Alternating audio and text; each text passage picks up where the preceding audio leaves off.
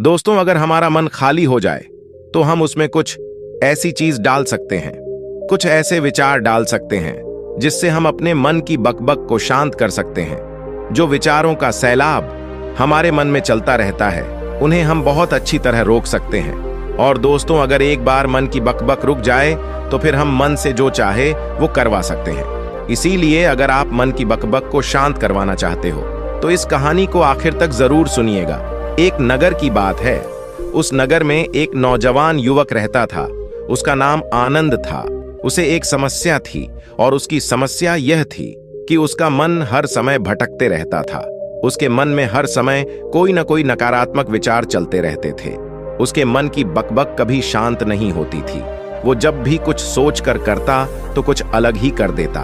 कभी वो अपने अतीत के बारे में सोचकर पछताता था कि काश मैंने उस काम को, उस समय को कुछ ऐसा कर दिया होता, उस काम को वैसा कर दिया होता। या फिर वो अपने भविष्य के बारे में सोचता रहता और डरता रहता कि कहीं भविष्य में ऐसा हो गया तो क्या होगा, कहीं मैं असफल हो गया तो क्या होगा, अगर मुझसे कोई गलती हो गई तो लोग मेरा मजाक उड़ाना शुरू कर देंगे।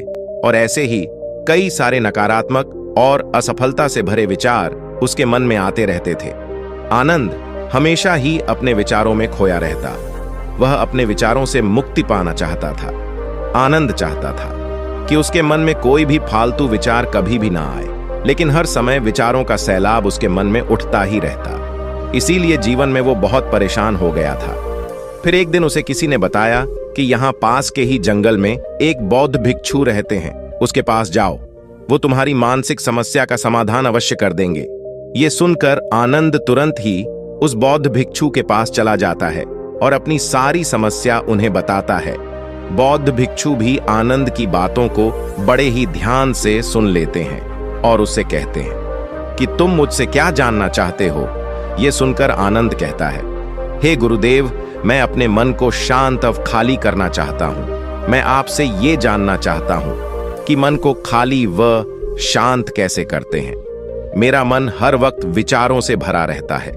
मेरा ध्यान एक जगह लग ही नहीं पाता है, जिसके कारण मेरे हर एक काम में समस्या आ जाती है। मैं एक चीज करता हूं तो नकारात्मक विचारों के कारण दूसरी चीज पर पहुंच जाता हूं। मेरा मन एक जगह ठहरता ही नहीं है और यूं ही हर दिन मेरे मन में हजारों विचार चलते रहते हैं। और ये कब होता है, क्यों होता है, मुझे कुछ पता नहीं चलता। बहुत देर बाद मुझे एहसास होता है कि मैं क्या करने बैठा था और मैं क्या कर रहा हूं। गुरुदेव, मैं अपने मन के विचारों को खाली कर देना चाहता हूं। मैं चाहता हूं कि मेरे मन में एक भी विचार ना आए। जब मैं चाहूं तभी मेरे मन में विचार आए। फिर बौद्ध भिक्षु ने कहा, किसी समस्या का समाधान तभी निकाला जाता है जब हम उस समस्या की जड़ तक पहुंच जाते हैं, समस्या को ठीक से समझते हैं और जानते हैं। आगे बौद्ध भिक्षु कहते हैं, जिस मन को तुम खाली करना चाहते हो, क्या तुमने उस मन को कभी भी थोड़ा बहुत भी समझा है, जाना है? यह सुनकर आनंद ने कहा कि महाराज, मैंने अपने मन को जानने की बहुत कोशिश की है, लेकिन मैं जितना इसके बारे में जानता हूं, मेरा मन उतना ही रहस्यमय हो जाता है। फिर बौद्ध भिक्षु ने उस युवक को एक घड़ा देते हुए कहा कि जाओ, इस घड़े में छोटे छोटे पत्थर भरकर लेकर आओ। फिर वो युवक वहां से गया और छोटे छोटे पत्थर भरकर लेकर आ गया और उस घड़े को बौद्ध भिक्षु के पास रख दिया। फिर बौद्ध भिक्षु ने उस युवक से कहा कि इस घड़े को तुम अपना मन समझो और इस घड़े में भरे पत्थरों को अपने विचार समझो। अब इस घड़े में और पत्थर डालो। उस युवक ने घड़े में और पत्थर डालना शुरू किया, क्योंकि घड़ा पहले से भरा हुआ था। एक तो पत्थर डालने के बाद बाकी सारे पत्थर नीचे गिरने लगे। फिर बौद्ध भिक्षु ने उस युवक से कहा, रुको जरा, ध्यान से देखो। अब घड़े में पत्थर नहीं आ रहे हैं, बल्कि पत्थर नीचे गिर रहे हैं, क्योंकि ये एक घड़ा है जो इसमें आ सकता था, वो आ गया। अब इसमें और पत्थर नहीं आएंगे। अगर दूसरे पत्थर डालने हैं तो पहले वाले पत्थरों को निकालना होगा। ये सुनकर उस युवक ने कहा, गुरुदेव, मैं आपकी बात समझ गया हूं कि आप मुझे क्या बताना चाहते हैं। हमें अपने मन को विचारों से ही खाली कर देना चाहिए। आनंद की ये बात सुनकर बौद्ध भिक्षु मुस्कुराने लगे और कहा, पहले मेरी पूरी बात तो सुन लो, उसके बाद मन को खाली कर लेना। फिर बौद्ध भिक्षु ने उस युवक को कहा, कि हमारा मन एक घड़े के बिल्कुल उल्टा है, क्योंकि घड़े को तुम पत्थरों से भर सकते हो, लेकिन मन को विचारों से नहीं भर पाओगे, क्योंकि मन तो हमेशा खाली रहता है। यह सुनकर उस युवक ने कहा, गुरुदेव, मुझे आपकी बातें कुछ समझ में नहीं आ रही हैं। मन अगर खाली रहता है तो फिर हम उसे खाली करना क्यों चाहते हैं? फिर मन को खाली करने की क्या ही आवश्यकता है? फिर बौद्ध भिक्षु ने उससे कहा कि इस घड़े से एक एक करके पत्थरों को बाहर निकालो। आनंद ने वैसा ही किया। वो घड़े में से एक एक करके पूरे पत्थरों को बाहर निकालता रहा और ऐसा करते करते अंततः घड़ा खाली हो गया। फिर बौद्ध भिक्षु ने उस युवक से कहा, देखा तुमने, जब एक एक करके तुमने पत्थरों को बाहर निकाला तो ये घड़ा खाली हो गया। अब तुम इस घड़े में कोई भी पत्थर डाल सकते हो, दूसरे पत्थर डाल सकते हो, या फिर उन्हीं पत्थरों को दोबारा डाल सकते हो, आधा भर सकते हो या फिर पूरा भी भर सकते हो। फिर वह युवक कहता है, गुरुदेव, मैं भी तो यही कह रहा हूं कि मुझे अपने मन को खाली करना है। ये तो एक पत्थर है, इसे आसानी से निकाला जा सकता है और घड़े को खाली किया जा सकता है, लेकिन गुरुदेव, मैं अपने मन को खाली कैसे करूं? फिर बौद्ध भिक्षु ने कहा, इस घड़े में एक पत्थर डालो और दो पत्थर निकालो। यह सुनकर उस युवक ने कहा, गुरुदेव, ये कैसे हो सकता है? जब इस घड़े में एक ही पत्थर होगा तो एक ही पत्थर निकलेगा, तो दो कैसे निकलेंगे? फिर बौद्ध भिक्षु ने उससे कहा, ऐसा नहीं हो सकता है। तो ऐसा ही करो कि इस घड़े में दो पत्थर डालो और चार निकालो। आनंद ने कहा, महाराज, ऐसा कैसे हो सकता है? ये कोई चमत्कारी घड़ा तो है नहीं कि एक डालो तो दो निकल आएंगे, दो डालो तो चार निकल आएंगे। ये सुनकर बौद्ध भिक्षु ने कहा, यह घड़ा तो चमत्कारिक नहीं है, लेकिन तुम्हारा मन तो चमत्कारिक है। उसमें से अगर तुम एक विचार बाहर निकालते हो तो उसके साथ दो विचार आते हैं, और जब तुम उन दो विचारों को पकड़ते हो तो उसके साथ चार विचार निकलते हैं, और फिर ऐसा करते करते विचारों की एक लंबी श्रृंखला बन जाती है, और फिर तुम कहीं नहीं रुकते, एक के बाद एक विचारों को पकड़ते जाते हो। ये मिट्टी का घड़ा तो पत्थरों से भर जाएगा, लेकिन तुम्हारा मन कभी नहीं भरता। वो हमेशा खाली ही रहता है, लेकिन वह खाली नहीं करता। ये इस मन की माया है कि सब कुछ है लेकिन फिर भी कुछ नहीं। फिर उस युवक ने कहा, गुरुदेव, मैं आपकी बात समझ रहा हूं, लेकिन क्या मैं हमेशा अपने विचारों के जाल में ही फंसा रहूंगा? क्या मन के इस माया जाल से निकलने का कोई रास्ता नहीं है? फिर बौद्ध भिक्षु ने कहा, इस मिट्टी के घड़े में आधे पत्थर भर दो। फिर उस युवक ने ऐसा ही किया। फिर बौद्ध भिक्षु ने कहा, अब इन पत्थरों में से कोई एक पत्थर चुनो और उस पत्थर की एक छोटी सी मूर्ति बनाकर मुझे दे दो। मैं जानता हूं कि तुम एक अच्छे कलाकार हो। आनंद ने एक पत्थर निकाला और उस पत्थर को बौद्ध भिक्षु के सामने ही तराशने लगा। पत्थर को तराशते वक्त उसे लगा कि यह पत्थर अच्छा नहीं है। फिर उसने दूसरा पत्थर घड़े से निकाला, लेकिन उसे वो पत्थर भी पसंद नहीं आया। फिर उसने तीसरा पत्थर निकाला, लेकिन वो तीसरा पत्थर भी उसे पसंद नहीं आया। उसका रंग अच्छा नहीं था। ऐसा करते करते उस युवक ने सारे ही पत्थरों को बाहर निकाल दिया। उस युवक को ऐसा करते हुए बौद्ध भिक्षु बड़े ही ध्यान से देख रहे थे। फिर बौद्ध भिक्षु ने उससे कहा कि जो तुमने सबसे पहले पत्थर निकाला था, उस पत्थर को ये समझकर तराशो कि इसके बाद तुम्हारे पास कोई और पत्थर नहीं है और ये एक ही पत्थर तुम्हारे पास है।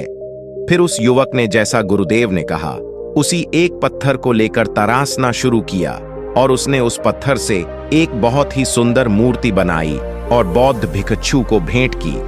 और बौद्ध भिक्षु से कहा कि गुरुदेव, इस पत्थर से इतनी सुंदर मूर्ति बन सकती थी, मैं ये सोच भी नहीं सकता था। उस युवक की बात सुनकर बौद्ध भिक्षु ने कहा कि जब तुम्हारे पास और कोई दूसरा विकल्प नहीं होता है, तब हम उस विकल्प में ही संपूर्ण ऊर्जा लगाते हैं और उसी को सबसे बेहतर बनाने की कोशिश करते हैं। और जब हमारे पास कई सारे विकल्प होते हैं तो हम पत्थर चुनते भी नहीं और मूर्ति बनाते भी नहीं। हमारा मन भी एक विचार के पीछे हजारों विकल्प खोल के रख देता है और एक मुख्य विचार को छोड़कर उन हजारों फालतू के विचारों में उलझकर हम रह जाते हैं। फिर उस युवक ने कहा, गुरुदेव, मैं आपकी बातों को बहुत अच्छे से समझ गया हूं, लेकिन अब मुझे क्या करना चाहिए? कृपया आप मेरा मार्गदर्शन करें। बौद्ध भिक्षु ने उस युवक से कहा कि मन को खाली करना, साफ करना एक दो दिन का काम नहीं है, ये बहुत लंबी प्रक्रिया है। तो क्या तुम इसके लिए तैयार हो? वह युवक कहता है, जी गुरुदेव, मैं तैयार हूं, चाहे कितनी भी लंबी प्रक्रिया क्यों ना हो।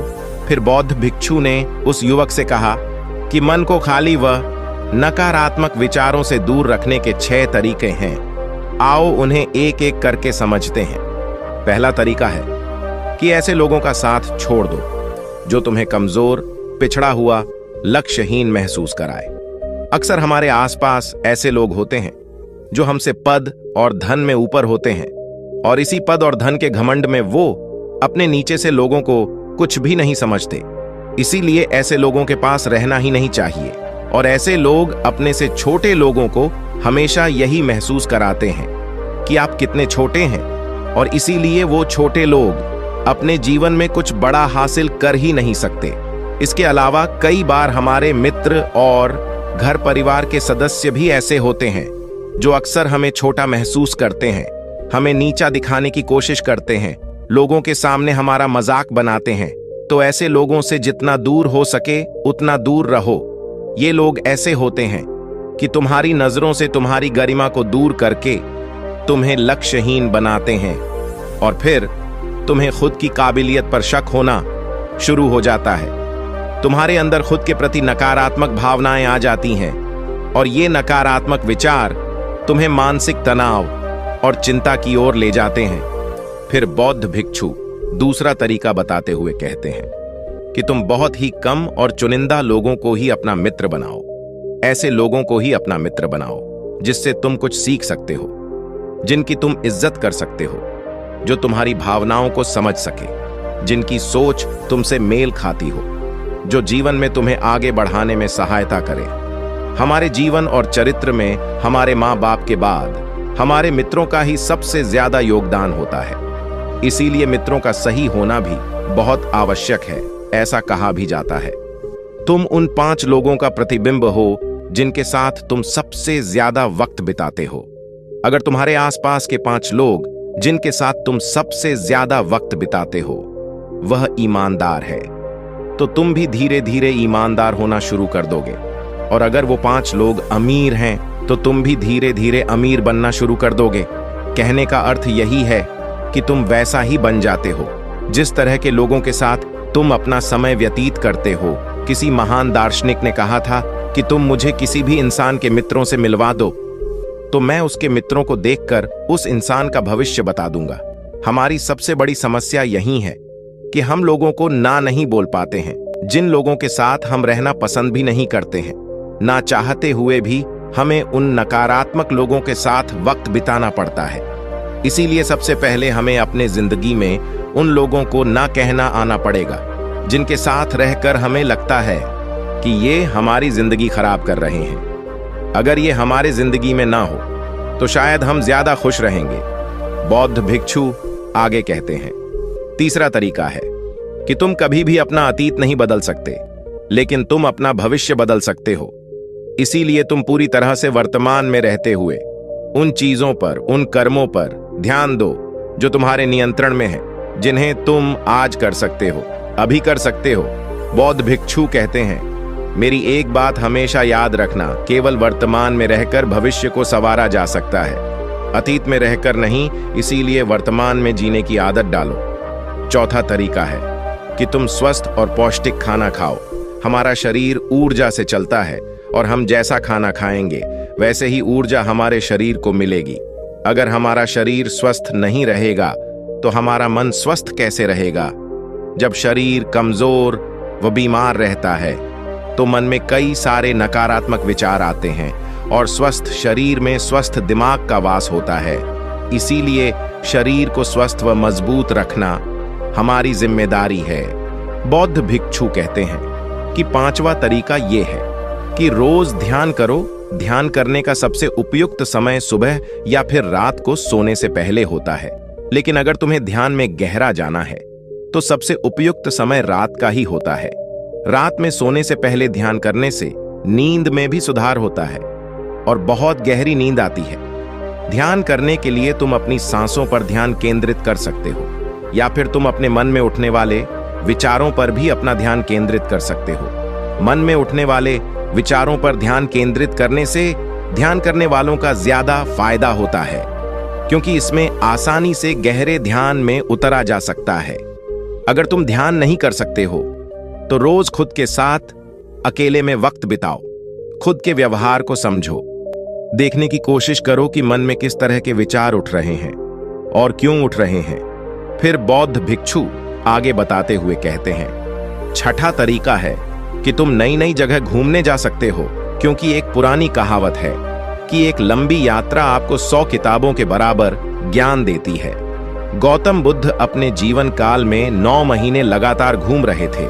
उनके भ्रमण करने का यही कारण था कि नई नई जगह जाने से ज्ञान की प्राप्ति के साथ साथ मन को एक नयापन भी प्राप्त होता है। नई जगह घूमने जाने पर हमारा मन उत्साहित रहता है। फिर बौद्ध भिक्षु कहते हैं, मन के जाल में कभी मत फंसो, मन को खाली करने की कोशिश मत करो। जीवन में ध्यान करना सीखो, अपने ध्यान को केंद्रित करो, अपने ध्यान में एकाग्रता लाओ और जीवन में जो कर रहे हो उसे पूरी मेहनत के साथ अंतिम समझकर करो। उस काम को ऐसे करो कि उसके बाद तुम्हें और कुछ नहीं करना है। और जब फिर दूसरे विचार पर कार्य करो तो बस उसी पर कार्य करो, किसी तीसरे विचार पर नहीं। मन के मायाजाल से निकलना इतना आसान नहीं, लेकिन ध्यान करने से सब कुछ पाया जा सकता है। तो दोस्तों, आज के वीडियो में बस इतना ही। उम्मीद है आपको यह वीडियो पसंद आई होगी। अगर पसंद आई होगी तो वीडियो को एक लाइक करना मत भूलिएगा। ओम बून बुधाय नमः, ओम बून बुधाय नमः, ओम बून